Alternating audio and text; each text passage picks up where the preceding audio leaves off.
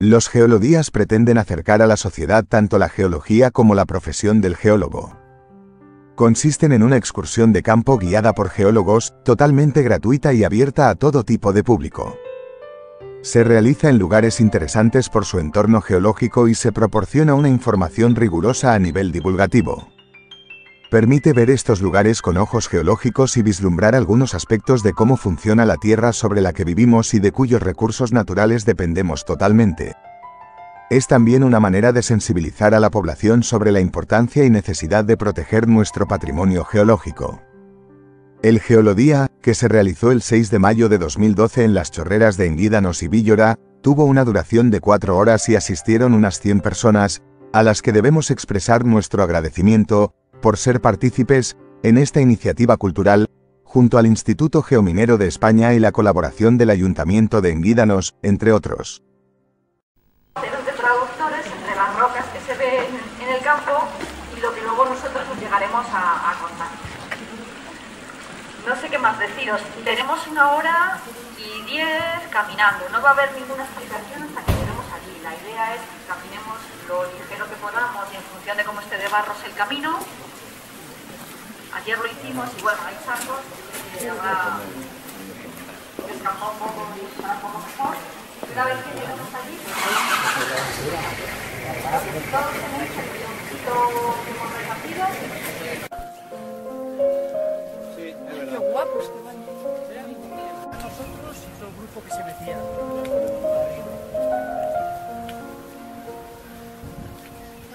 Lo de aquí.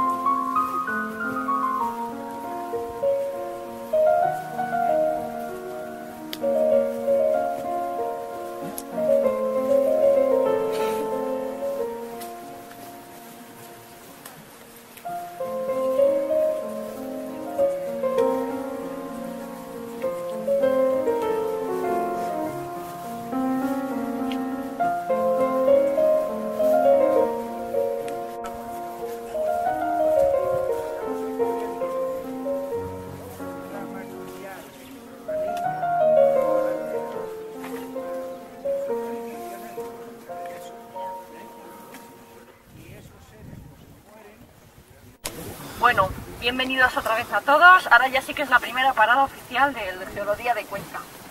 Para los que no seáis de aquí, este es el término que se conoce como las chorreras. Las chorreras es toda esta parte que tiene el río Cabriel y la particularidad que tiene es que en este punto es capaz de precipitar carbonato cálcico en ambiente continental. Y diréis muchos, bueno, pues ¿qué tiene que ver que un río haga esto? Bueno, pues no muchos ríos en el mundo son capaces de precipitar carbonatos en su lecho como lo hace el Cabriel. De hecho, en los estudios que están hechos a nivel mundial y a nivel de España, son muy poquitos los lugares en que ocurra este proceso. Luego veremos las singularidades por las que se produce. Un poco para hacernos idea de dónde estamos en la provincia de Cuenca. Os he traído un mapa geológico, luego el que tenga más interés y quiera verlo despacio se lo enseñamos. Y es lo que os decíamos, la manera que tenemos los geólogos de trabajar cuando salimos al campo, pues es pintar sobre un papel, sobre un mapa topográfico, las piedras que vemos. Y de qué edad son, y qué tienen, si tienen fósiles, si no tienen, qué minerales, qué no. Y eso es lo que intentamos representar con los distintos colores.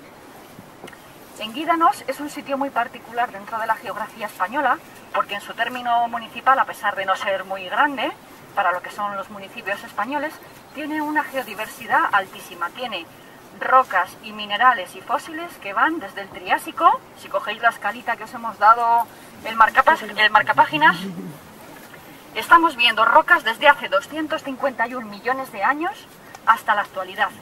No en todos los pueblos de España se están formando rocas en la actualidad. O sea, aquí tenemos toda esa variedad. Todas las rocas que vemos son de ambiente sedimentario. Es decir, lo que no vamos a encontrar en Enguídanos son ni granitos, ni neises, rocas que se han formado en el interior de la Tierra. Todas las que vamos a ver son rocas que se han formado en la superficie del planeta. Más curiosidades. Todas estas rocas y estos carbonatos que se llaman tobas de las chorreras se han formado en el Holoceno. El Holoceno es el periodo más reciente de la historia geológica de la Tierra. Luego ya os daremos edades concretas porque uno de los compañeros que vienen, los que están concretamente con el grupo de arriba, son investigadores de estos sistemas fluviales y mediante uranio torio ellos sí que han calculado la edad exacta de la roca. O sea que tenemos hasta la suerte de saber de primera mano y por nuestros compañeros la edad que tienen realmente y cómo funciona este sistema. Bueno, para los que no seáis de aquí, en Guídanos estaría en este trocito abajo del mapa y hemos venido caminando por todo lo que es el curso fluvial del Cabriel hasta las chorreras. Y aquí vamos a ver la primera singularidad del día. Vamos a ver estas chorreras, estos carbonatos que va a tapizar el Cabriel todo su cauce fluvial, sobre qué se apoyan. Y eso es lo que nos lo va a contar Ramón. Esto de aquí. Bueno, aquí, yo creo que se ve. ¿Necesitas? Bueno, aquí tenéis un bloque diagrama más o menos de lo que estamos viendo. Es el mismo que tenéis en el guión que os hemos repartido. Fijaros que esto representa, esto de aquí representaría esa parte de naranja de ahí, ¿vale? Por debajo estaría este banco verde, que son unas calizas que hay justo por debajo, que son así como tableadas, ¿vale? Justo por debajo de los mazacotes de arriba.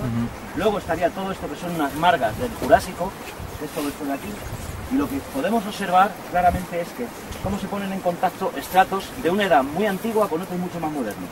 Es esta línea de aquí que separa unos estratos muy antiguos de otros modernos. Sería una discordancia, se llama, ¿verdad?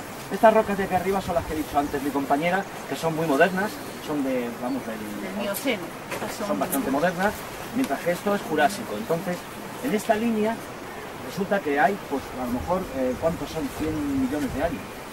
120 millones de 120 años millones entre de años unas rocas y otras. Entre estas rocas y estas que vemos aquí. Y eso es una discordancia. Es decir, en ese periodo de tiempo no ha habido deposición, sino lo que ha ocurrido ha sido erosión.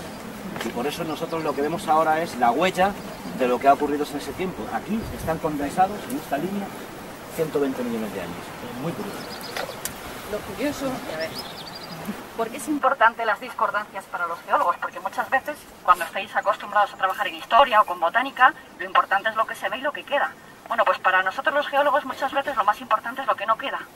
Y es decir, la primera pregunta que nos haríamos es, jolín, ¿y por qué en esa línea, que ahora están dos rocas juntas, qué ha pasado para que ahora las veamos juntas y nos están diciendo que hace 120 millones de años? O sea, fijaros toda esa cantidad de tiempo que ha pasado en la península ibérica para que aquí no haya en todo ese intervalo nada acumulado ni nada conservado. Bueno, pues os vamos a enseñar unos mapas paleogeográficos. Estos.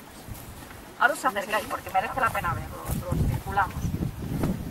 ¿Cómo era el planeta hace esos 94 millones de años en el Cretácico superior, que es la edad que tienen esas rocas que nos quedan justo entre ese bocadillo que serían los dos grandes unidades geológicas? Fijaros, la península ibérica es ese pequeño puntito que queda ahí. Ahora pasamos el mapa y lo circuláis. Es decir, todo lo que sería el noroeste de España era tierra sumergida. Imaginaros, ninguna de las montañas que hoy tenemos en España no se habían formado todavía. Y eso era lo único que quedaba. ¿Qué le pasaba en Guídanos? Y a Cuenca, estábamos bajo el mar. Éramos una zona de una plataforma marina tropical, los polos estaban fundidos, es decir, fijaros el planeta cómo era entonces, ahora que está tan de moda hablar del cambio global y si se van a fundir los polos o no, pues en esa época los ciudadanos de Guídanos, que eran una serie de bivalvos y de organismos marinos, pues vivían estupendamente como si estuviéramos en el Caribe. Mucho más sol, ambiente tropical, las variaciones estacionales eran mucho más débiles. Podía tener la plataforma marina en la que estábamos muy poquitos metros, una decena de metros de profundidad, con lo cual esto era un sitio paradisíaco. ¿Qué pasó para llegar al medio continente al que estamos ahora? Bueno, pues en ese intervalo de tiempo donde aquí ya no se acumula nada, los continentes siguen su deriva continental, se mueven, todos sabéis que el planeta es algo que no se queda quieto, aunque las abuelas nos digan, uy, es que esto hace 100 años era como lo vemos y esto no había pasado nunca. Bueno, pues el planeta nos cuenta muchas cosas. Os he traído un mapa donde tenéis todo este mancha naranja de aquí, es lo que era España hace 23 millones de años. Fijaros, desde esos 93 que os conté antes hasta ahora, el mar se retiró, Llegaron glaciaciones, los polos se volvieron a formar, los continentes se movieron y en ese moverse de los continentes y chocar unos contra otros es donde vamos teniendo cada vez la geografía más parecida a la actual. Francia estaba unido a España y se empezó a abrir el Golfo de Vizcaya, la península ibérica hizo una rotación por el empuje sobre todo de toda la placa europea, de tal forma que llegamos a colisionar con África y en esa unión entre África y Europa es donde se formaron nuestras montañas que vemos, es decir, la cordillera ibérica, que es la que muchos de vosotros vivís como ciudadanos, se empezó a formar tan solo hace 23 millones de años. Y esta zona, a lo único que le quedaba después de que el mar tropical se fuera era levantarse y erosionarse. Aquí no teníamos ningún ambiente susceptible para que se acumularan rocas ni para que se quedara nada en el territorio. Al revés, si nos fijamos en esa línea, no es una línea continua. Había valles antiguos, paisajes antiguos, cada vez estas tierras se quedaron emergidas, vinieron otros organismos a colonizar estos medios. Los últimos movimientos de la orogenia alpina, que es la que nos forma ya la cordillera ibérica, rejuvenecieron mucho más todas estas sierras y luego ya llegó el momento en que toda esta orogenia se paró. Hace unos poquitos millones de años, unos 5, todas estas grandes fuerzas que empujan a la península ibérica se ralentizan, sigue habiendo algo de movimiento, pero ya no son capaces de levantar territorios como lo habían hecho en este periodo de tiempo, y entonces sí que se vuelven a acumular rocas. Todos esos conglomerados naranjas que estáis viendo arriba es cuando ya la sierra se ha levantado del todo y no le queda otra que erosionarse y venirse a las zonas deprimidas que ya se quedan en estas cuencas interiores de la ibérica y rellenarse por conglomerados. ¿Por qué son conglomerados y no son arcillas? Porque tienen el área fuente muy cerca. Los relieves son muy jóvenes, los ríos se están formando y arrastran material a lo bestia. Con lo cual son rocas muy diferentes que aun estando en ambiente continental con las que vamos a ver ahora formarse en el fondo del río. ¿Preguntas? Fijaros, sabemos el esfuerzo que es pasar, esto es como pasar una película ahí a toda velocidad, toda velocidad, toda velocidad. Pues nada, seguimos hasta la siguiente parada, vamos a seguir el camino y en cuanto lleguemos a las primeras zanjas que se ven ahí, esos son ya los primeros afloramientos de las rocas de las chorreras.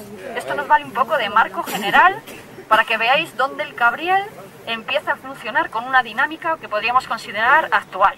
Así que seguimos otro poco.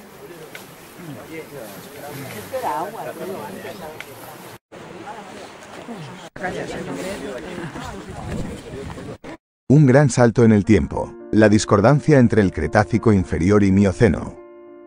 Las rocas sedimentarias, cuando se forman, se disponen en bancos horizontales que se denominan estratos. En la parte inferior de las chorreras y en el margen izquierdo del Cabriel, podemos ver unos estratos de margas de color verde y calizas de color ocre, que están inclinados y justo encima, en la parte superior de la ladera, se han acumulado capas de conglomerados y arenas de color anaranjado.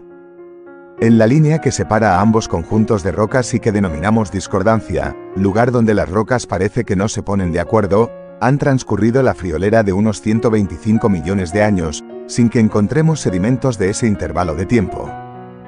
Si le añadimos que el primer grupo se formó en el fondo de un mar tropical del Jurásico superior y del Cretácico inferior, mientras que las rocas superiores eran antiguos abanicos aluviales formados en ambiente continental, podemos hacernos una idea de la cantidad de procesos geológicos que ocurrieron durante ese tiempo.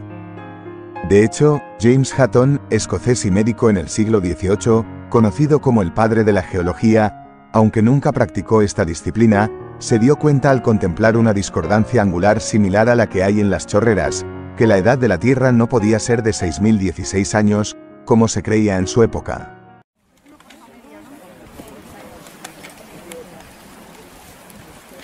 Bueno, siguiente parada, ahora ya sí que de verdad vamos a tocar las rocas más modernas que podemos encontrar en Enguídanos. Y es, ¿cómo te llamas? Verónica nos va a hacer de secretaria. Sí. Y nos va a hacer aquí un poco de nivel de presentación de estas rocas. Nos vamos a echar un poquito más allá, que están más descarnadas y se ven mejor. Fijaros. Que te vamos a mandar contar algo tan difícil como es. Le vamos a dar la tarea a Verónica y así ella que la vaya haciendo y os voy contando cosas. Tu misión de hoy, y además con premio, ¿eh? Nos tienes contar las láminas, sí que las vi, ¿no? Cada laminita de estas, desde aquí hasta este punto. A ver cuántas ves. Pero este me ayuda. Luis, ayúdale a señalarle las láminas para que Verónica va. Tal que desde aquí hasta aquí, cuántas ves. Bueno, donde estamos ahora mismo pisando y donde os estáis apoyando son unas rocas sedimentarias, es decir, se han formado en la superficie del planeta, todos estamos de acuerdo y vemos esto, ¿no? Que se llaman tobas. Se forman en ambiente fluvial y se forman a partir de todo el carbonato disuelto que trae el río Cabriel. El río Cabriel, os hemos traído aquí una ventana de estas del tiempo, una lámina de estas. No desde cuando nace, no todos los ríos, que es lo que nosotros vemos desde arriba, tienen su cauce en superficie, es decir, lo que sería el cauce que en todos los mapas tienen. Todos los sistemas fluviales llevan además aparejado una serie de acuíferos subterráneos, es decir, todo el agua que llueve y se filtra en nuestras sierras pasa a profundidad por todos los poros y las grietas de las rocas, se va acumulando y digamos que todas esas aguas vergen luego a los cauces principales. Bueno, pues en todo ese trayecto de kilómetros y kilómetros del río Cabriel, de atravesar las calizas y las dolomías que se habían formado en las plataformas marinas del Jurásico y del Cretácico, lo que hace es que tiene la capacidad de disolverlas. Y cuando los disuelve, pues ¿qué hace? El carbonato, que es iones de carbono, oxígeno, calcio y algo de magnesio, pues separa esas moléculas y las trae en disolución. Y cuando el río Cabriel vuelve a salir, lo que ocurre es que el CO2, que en ambiente subterráneo va contenido ahí, como cuando tenemos la botella de champán o la botella de Coca-Cola, cuando el Cabriel abre su tapón y sus manantiales salen fuera, el CO2 escapa a la atmósfera.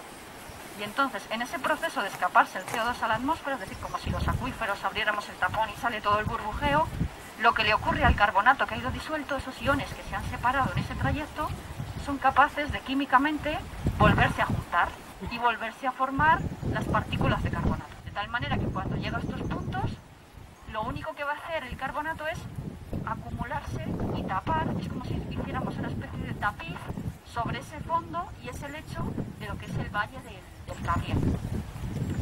Verónica, ¿has contado ya las láminas? ¿Cuántas hay? 11 láminas.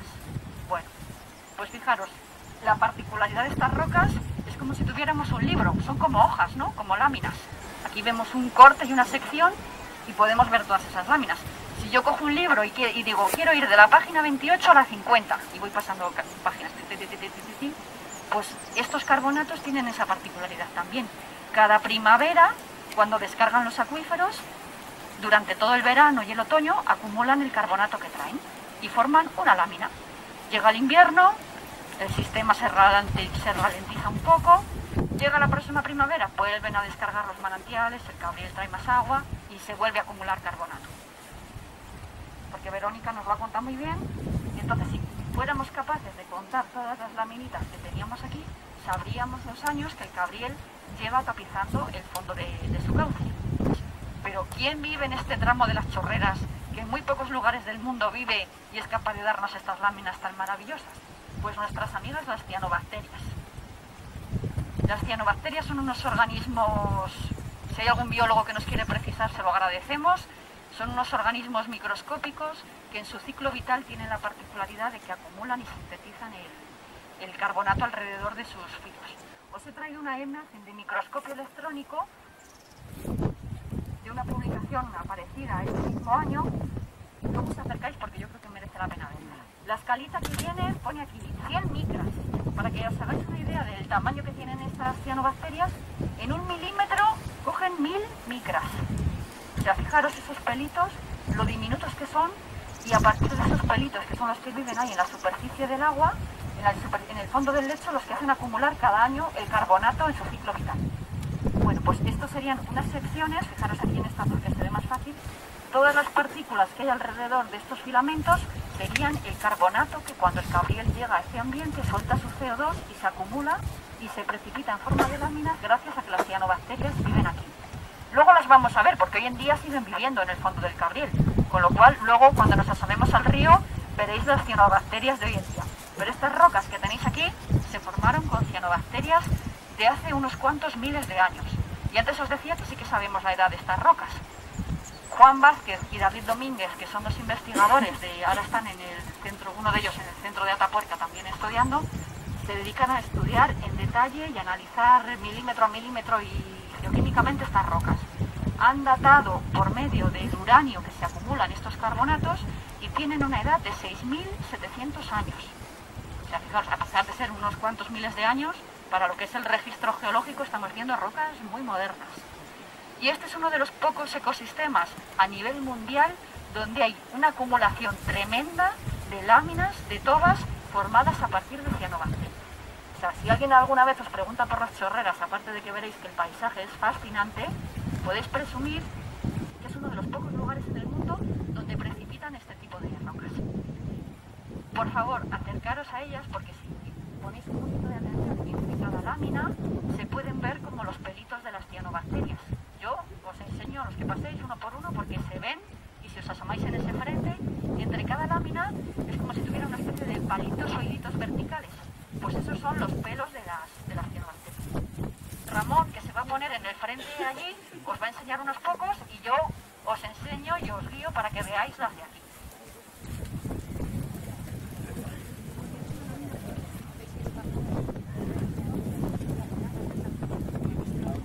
Cada lámina tiene su laminita, entonces cada paquete de estos es un año. Contando, podríamos saber los años que hay. Lo que pasa que, claro, aquí vemos que hay otro tipo de carbonatos.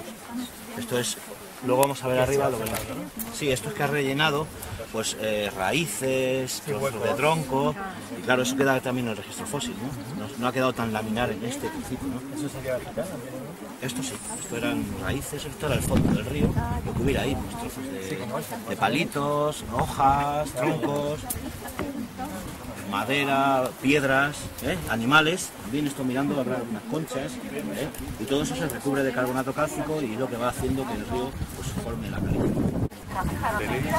Vamos poniendo más alto el panorama geológico mundial. Que sea de aquí, en el espacio de Gaza, pues en mi pueblo hay esto. Bueno, en Líbano se podía coger y llevar directamente a un museo, ¿verdad, Ramón? Bueno, no, que es mucho más bonito que sé dónde está, ¿eh? Pues me lo pones. Soy de aquí.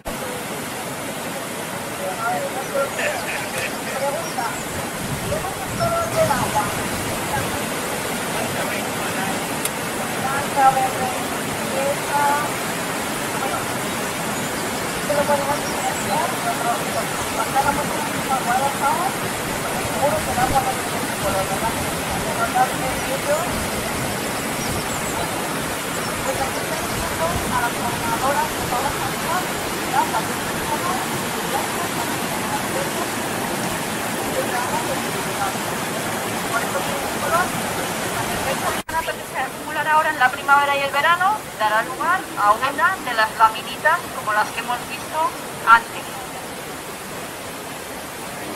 ¿Qué ocurre en este medio y qué tiene de frágil también este sistema? Si alguna vez volvéis a las chorreras o paseáis por aquí, no hay ningún problema en que os bañéis en las cositas, que estéis por aquí, pero lo que sí que es realmente peligroso para el ecosistema es caminar y pasear por las rampas y por los toboganes, porque es donde las bacterias están viviendo en la actualidad. Entonces se pisa mucho, si el turismo pasa mucho por esas zonas, al final se degradan, se pierde la comunidad y se pierde la precipitación de carbonato. Creo que esto nos serviría muy bien de ejemplo, de cómo la dinámica actual es relativamente frágil y cómo la irrupción del hombre en el planeta a lo bestia también controla que la precipitación de rocas no sea igual que en épocas del Holoceno, hace 6.000, 7.000 años, donde el hombre no tenía la presión sobre el medio como lo que tenemos ahora. Bueno, pues es simplemente esta parada de esquina nos va a servir para explicar un poco lo que veis en la pared de enfrente.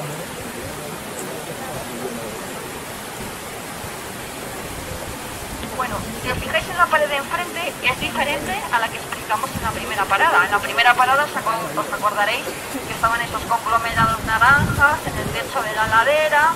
Bueno, pues ahora nuestro techo de la ladera de enfrente, como veréis, son carbonatos como los que estamos pisando y se apoyan sobre las margas verdes del Jurásico. Ahí sí que veis muy bien la línea, ¿no? Jurásico, unos 93 millones de años.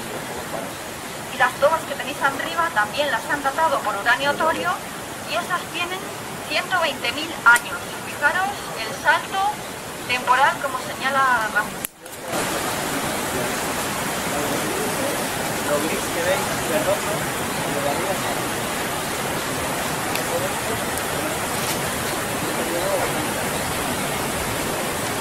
Curiosidad, y fijaros, para que veáis cómo los ríos, a pesar de que los veamos así, y nuestros abuelos nos habían dicho que el Cabriel era así, desde que ellos recuerdan de sus abuelos, de sus tatarabuelos, todas esas rocas que hay enfrente, que sí que habrá unos 40 metros de espesor de ese carbonato, que es igual, si os pudiéramos subir ahí arriba que el que estamos pisando, eso era el lecho del antiguo Cabriel. Es decir, por donde ahora pisamos es el Cabriel más moderno y más encajado, pero cuando la sierra se levantó y el Cabriel empezó a labrar toda esta zona, iba por ahí arriba y los carbonatos los depositaba ahí arriba. ¿Qué pasa para tener carbonatos ahí arriba y tener un cauce ahora y tener carbonatos otra vez? Bueno, pues ahora sí que os vamos a contar una historia del clima, cómo era el clima hace 120.000 años.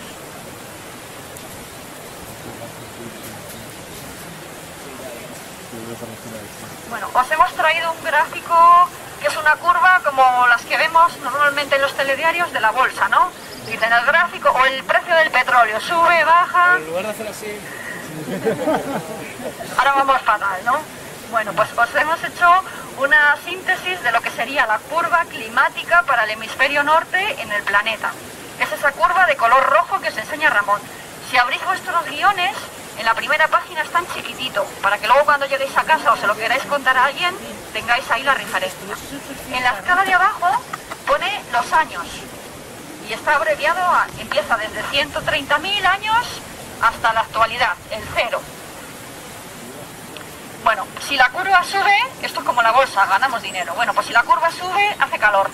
Y en el planeta estamos pues como ahora, los polos están restringidos al norte y al sur, no hay muchos glaciares, hace muy bueno, llueve. Cuando la curva está abajo, mal asunto. Ahí estamos en momentos de glaciación. ¿Qué ocurre entre esos carbonatos de ahí arriba y los que estamos pisando ahora?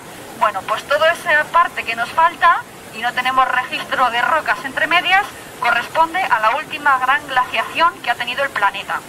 El polo norte y el polo sur eran mucho más grandes de lo que estamos hoy en día, todas nuestras montañas tenían glaciares alpinos, el nivel del mar había bajado del orden de 120 metros, es decir, si tuviéramos un apartamento en La Manga, tendríamos que bajar 120 metros en la plataforma valenciana de ahora para llegar a primera línea de playa. O sea, fijaros cómo era España hace 120.000, en ese momento después de los 120.000 años.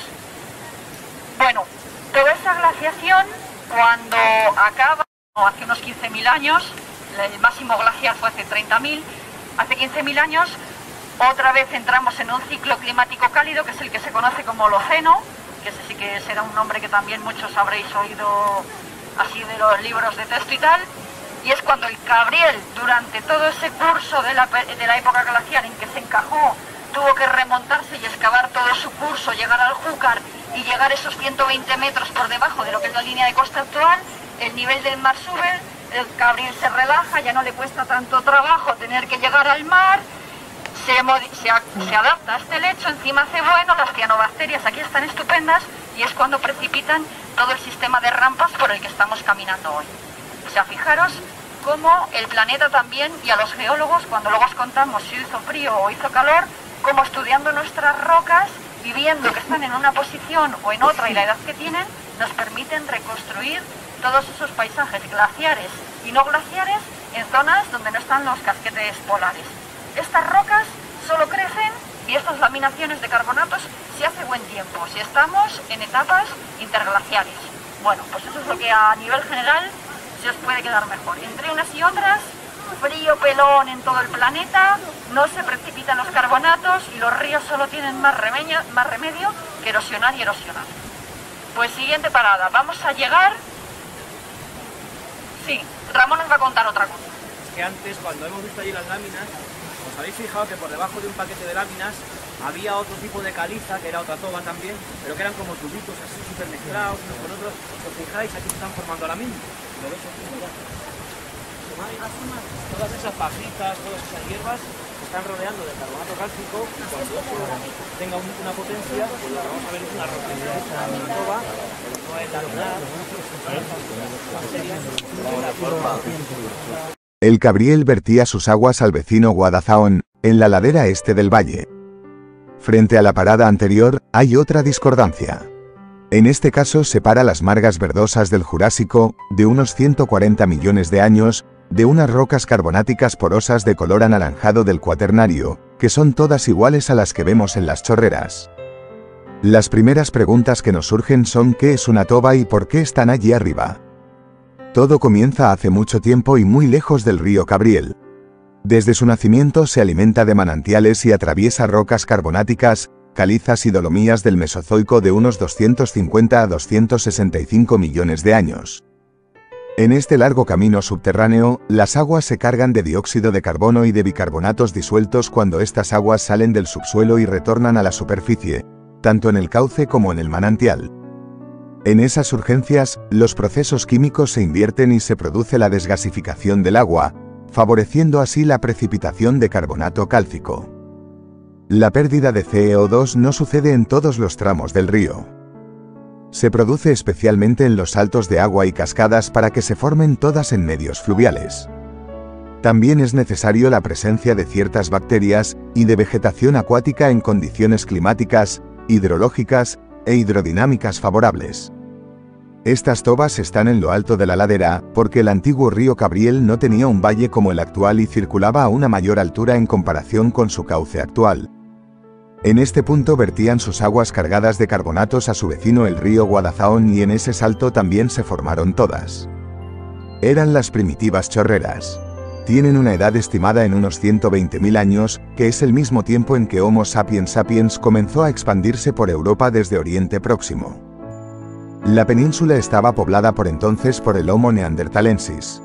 Estos hechos no son casuales y coinciden con un periodo climático templado a nivel global en el planeta, que se denomina interglaciar. Por entonces, la península ibérica era más cálida y más húmeda y en numerosos ríos de la cordillera ibérica se formaron depósitos de tobas. Quizás algunos neandertales disfrutaron de unas espectaculares chorreras muy distintas a las que actualmente podemos contemplar. El diario del clima. No hubo formación de tobas en el río Cabriel en el intervalo de tiempo desde que se formaron las tobas del interfluvio del Guadalajara. En el último interglaciar, hace unos 120.000 años, hasta que se formó la rampa de tobas de las chorreras en el interglaciar actual Holoceno en los últimos 9.000 años. Durante ese intervalo de tiempo ocurrió la última gran glaciación en todo el planeta durante las épocas glaciales. La lluvia en la península disminuyó considerablemente y, sobre todo, se redujo la cantidad de agua móvil en los ríos al retenerse en forma de hielo en las montañas. Además, hubo un gran descenso del nivel del mar y los ríos, y entre ellos el Cabriel, tenían que adaptarse al nuevo nivel de base, siendo sistemas muy erosivos que profundizaron los valles. Sobre esta nueva topografía se formaron las chorreras al finalizar la glaciación. Son muy especiales por muchos motivos, pero sobre todo porque en muy pocos lugares en el mundo la toba se origina por la presencia de cianobacterias que hacen que el carbonato precipite en forma de láminas, como ocurre aquí. Si nos fijamos en detalle, son como las páginas de un libro y se distinguen láminas milimétricas de color crema que alternan con otras láminas de color caramelo oscuro. Lo más frecuente es que se formen dos por año, donde la lámina más clara y porosa corresponde al carbonato formado en invierno-primavera y la lámina más densa precipita en las estaciones de verano-otoño. De esta forma, cada par de láminas corresponde a la precipitación en un año y si se cuentan todas las láminas de la toba, podríamos conocer su edad con bastante precisión. Estudiando estas rocas también podemos saber cómo era el clima en el pasado. Para conocer estos datos se usan los isótopos de dos elementos químicos, el oxígeno y el carbono presentes en cada lámina de carbonato en función de la proporción entre isótopos pesados y ligeros. A lo largo de las láminas podemos inferir la temperatura a la que precipitaron cada año y podríamos saber la temperatura del verano de hace 5.000 años. Ahora mismo el Cabriel también se transforma en piedra, pero esto no solo es cosa del pasado. Este proceso sigue ocurriendo ante nuestros ojos en las chorreras, también viven cianobacterias en la actualidad, de hecho, son las responsables del color turquesa de las pozas.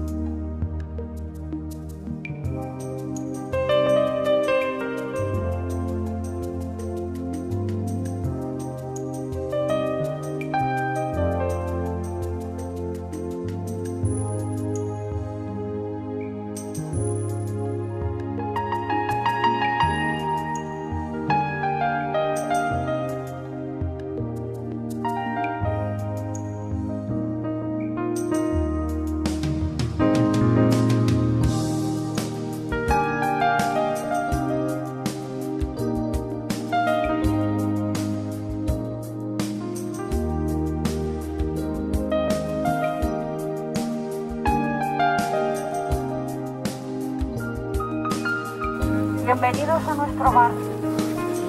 El que quiera aquí aprovechar a tomar un poquito de agua, a comer algo, pues vamos a hacer. ¿Quieres estar?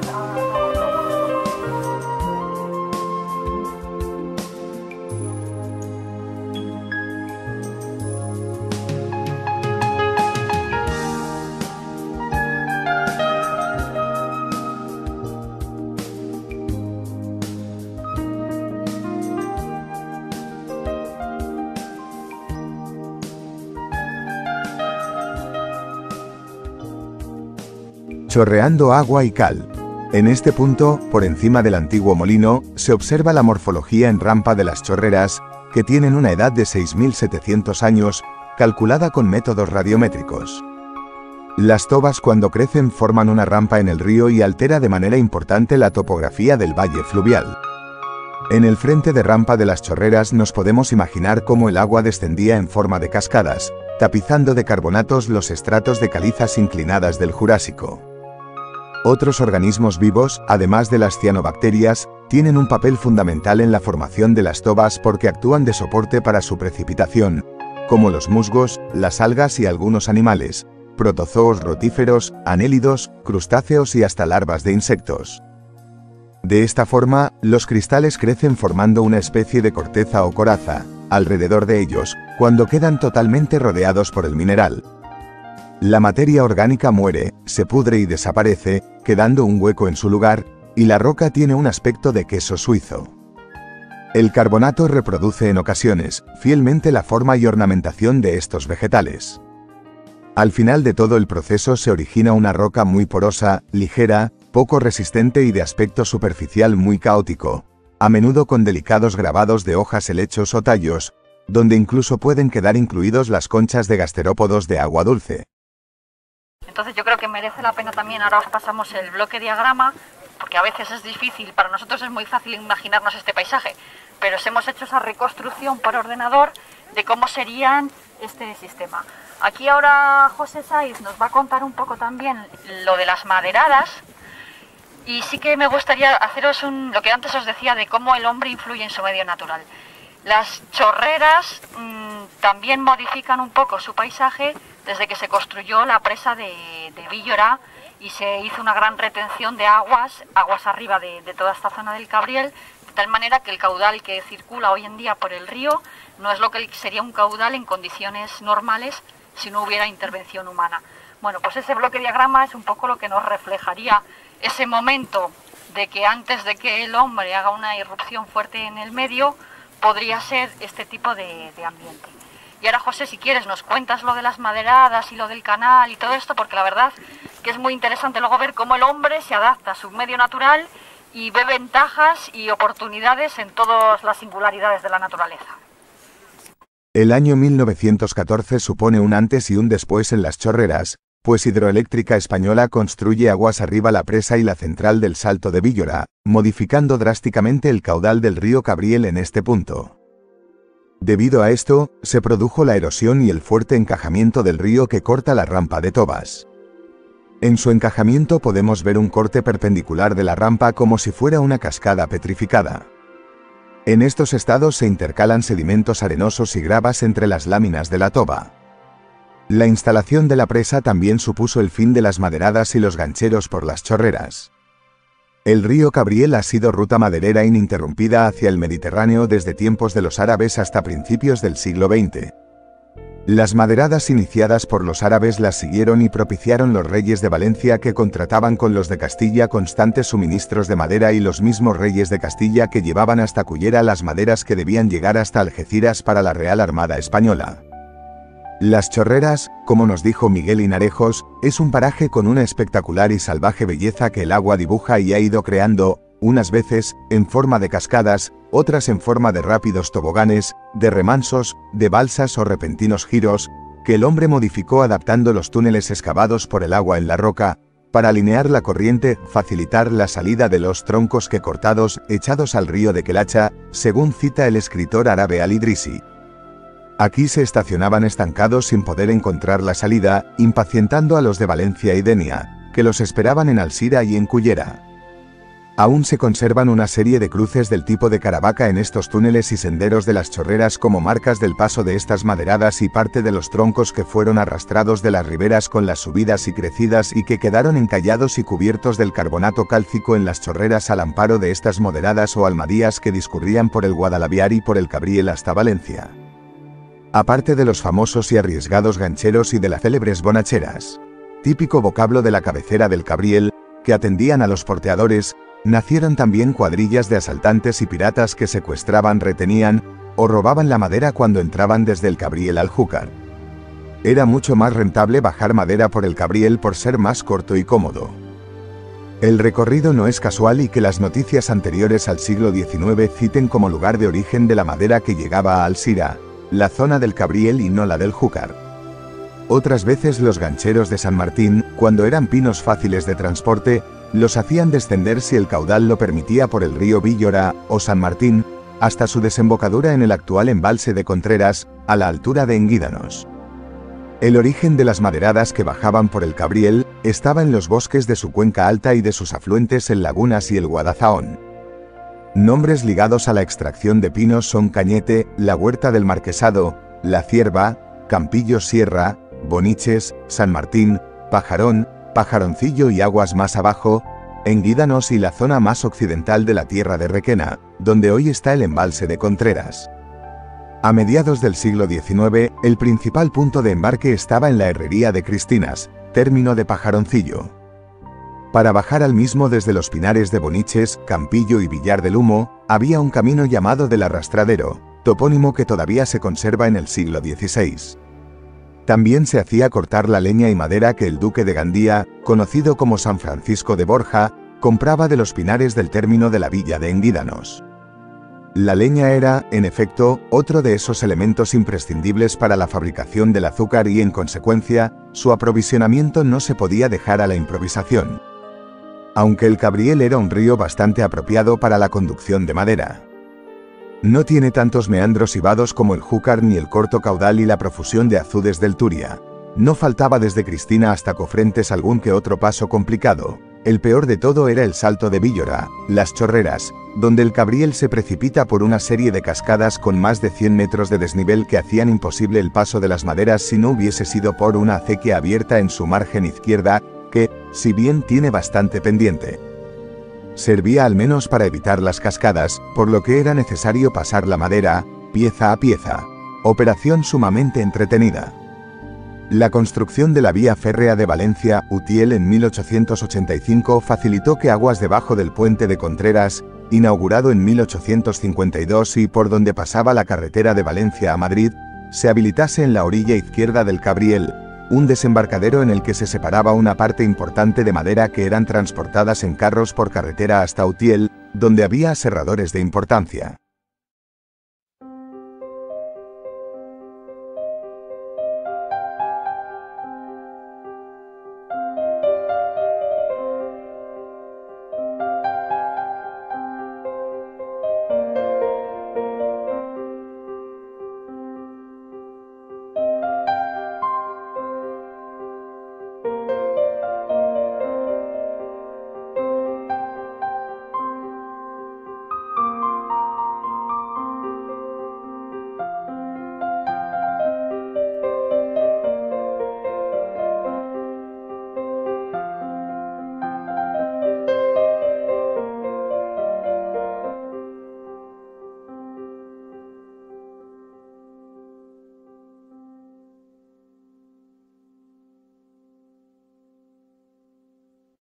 Conglomerados, y lo que hay entre medias de ellos son arenas, arcillas y cementos también de calcita, que son los que unen todas esas bolas.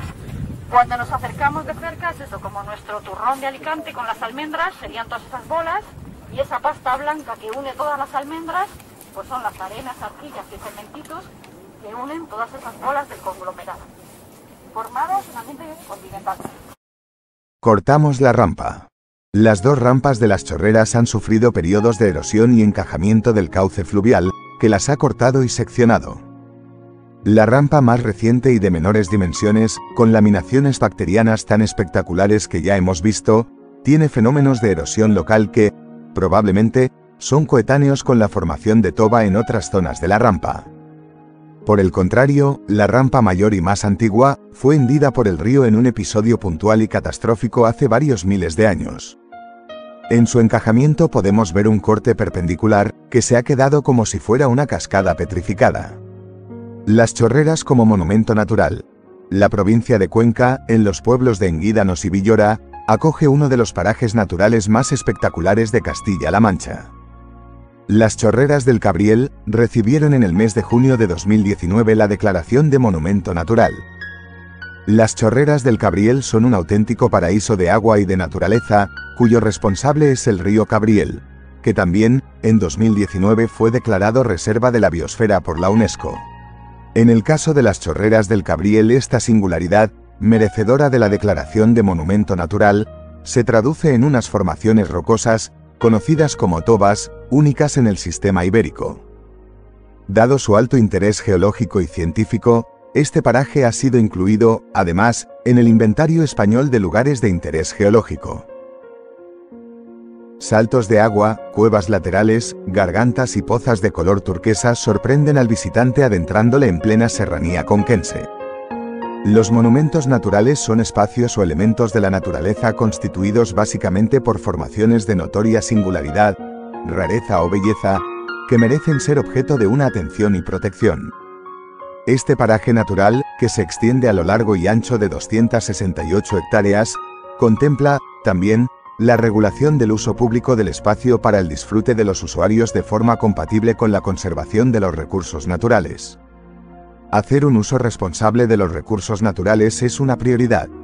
De nuestras actuaciones depende su conservación, por lo que si te acercas a las Chorreras del Cabriel o a cualquier otro espacio en la naturaleza, por favor, sé medioambientalmente responsable y sostenible.